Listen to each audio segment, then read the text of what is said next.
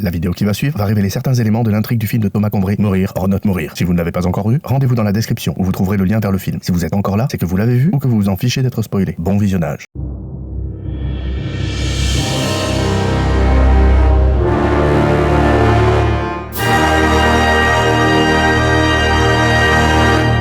Salut! Lors d'un tournage, quand on a besoin de faire tirer des armes à feu, il existe deux méthodes principales. Soit on engage un armurier, qui arrive sur le plateau avec des armes réelles et des munitions à blanc, soit on prévoit de faire les effets de tir de ces armes à feu en post-prod. Alors la première méthode a l'avantage d'être ultra réaliste, puisqu'on tire effectivement des munitions à partir de vraies armes. Ce qui implique donc que le comédien, au moment où il tire, a un recul de l'arme physique, et donc on sent bien qu'il tire vraiment. En revanche, cette méthode, elle est très coûteuse, puisqu'il faut engager un armurier, en plus il faut payer tous les consommables, les munitions, tout ça, et c'est pas donné. Il faut également prendre le temps de former les comédiens à la manipulation de ces armes à feu, parce que ça reste de toute manière des armes à feu et donc des objets potentiellement létaux, malgré l'utilisation de munitions à blanc. Et il faut également prendre toutes les mesures de sécurité nécessaires à la réalisation de ce genre de tir. Et donc on pense évidemment à l'accident qu'il y a eu sur le tournage de Rust avec Alec Baldwin, où par un enchaînement de négligence et d'erreurs humaines, malheureusement, le comédien a déchargé une arme à feu qui était pour le coup chargée avec des vraies munitions en direction de la caméra, blessant à l'épaule le réalisateur Joel Souza et atteignant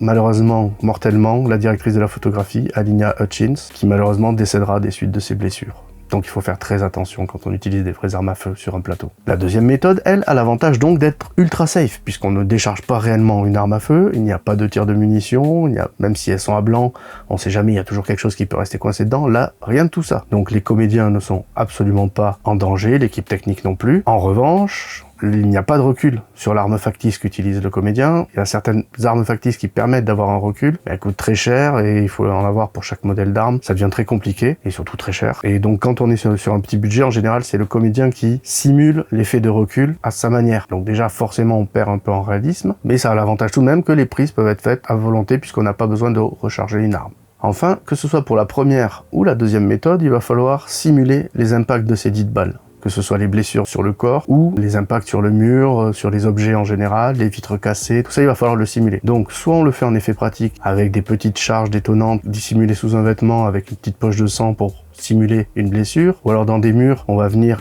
installer une petite charge détonante qu'on va recouvrir, recacher avec du plâtre, tout ça pour bien masquer comme si le mur était intact au départ et qu'on va déclencher à distance avec une télécommande et ça va donc retrouver le mur. Sauf que le problème, toujours une fois, de ces effets pratiques, c'est que si on doit refaire une deuxième prise, il faut que l'équipe réinstalle, refasse avec l'équipe décor clairement les plâtres et tout pour que ça soit bien nickel comme s'il ne s'était rien passé avant de pouvoir refaire une autre prise. Donc des temps de séchage, un coût effectif pour remettre tout ça en place. Et donc deuxième méthode, c'est effectivement de faire appel encore une fois au VFX pour créer ces impacts, que ce soit dans les murs ou sur les comédiens. Pour le coup, ça enlève toutes les contraintes des effets pratiques, c'est-à-dire on peut refaire les scènes immédiatement, le comédien n'a pas de vêtements à changer parce qu'il est plein de faux sang, les murs ne sont pas rebouchés parce que les impacts qu'il y a n'y sont pas vraiment encore et ils seront juste ajoutés en post-prod. Bref, ce qu'on perd un peu en réalisme, on le gagne en côté pratique. Et niveau budget aussi, clairement, on n'est pas du tout sur les mêmes gammes de budget quand il s'agit de détruire et reconstruire un décor de manière répétée pour pouvoir refaire plusieurs prises. Et donc je vous laisse avec un exemple de tout ça, la scène de fusillade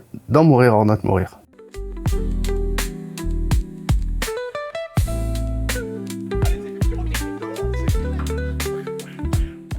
Alors, dans cette fusillade, comme elle a été faite avec des armes en plastique, pour augmenter le réalisme de l'arme, il a fallu que je recrée le recul de la culasse. Donc ça, ce sont des simples images 2D animées, traquées sur l'arme.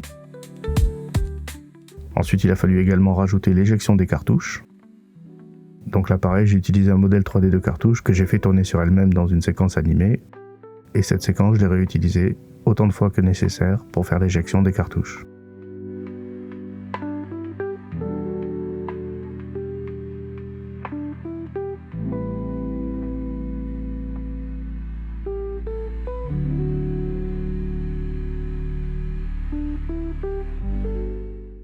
Ensuite, il a fallu traquer le bout du canon pour y ajouter les muzzle flash.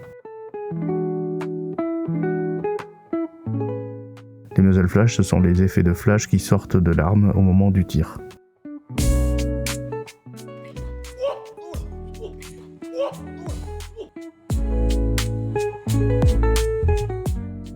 Et puis bien sûr, il a fallu rajouter les dégâts des impacts de balles sur les décors. que ce soit dans le bois ou bien dans les murs.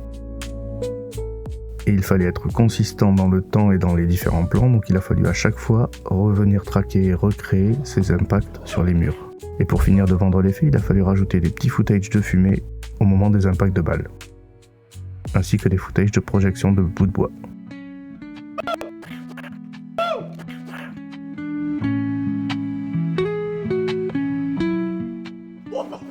Oh putain, les effets pyrotechniques! Oh putain, les effets pyrotechniques!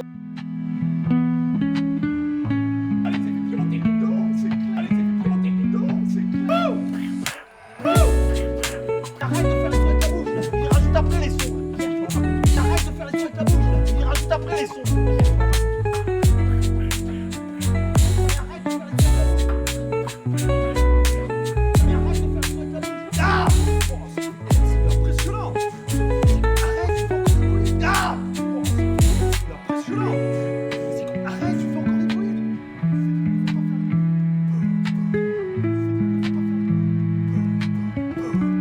Non, j'ai pas de bruit. Non, j'ai pas de bruit. Voilà qui conclut ce 4e épisode des FX de Mourir or Not Mourir. Dans le prochain épisode, on va s'attaquer à du gore, à du sanglant. Ça va gicler de l'hémoglobine dans tous les coins. Si vous avez aimé cette vidéo, partagez-la autour de vous et donnez votre avis dans les commentaires. Et surtout, pensez à vous abonner à la chaîne pour ne rien manquer des prochaines vidéos concernant les VFX de Mourir or Not Mourir. Vous pouvez également vous rendre sur cette playlist pour voir tous les épisodes de cette série qui sont déjà sortis. À bientôt sur Benscraft.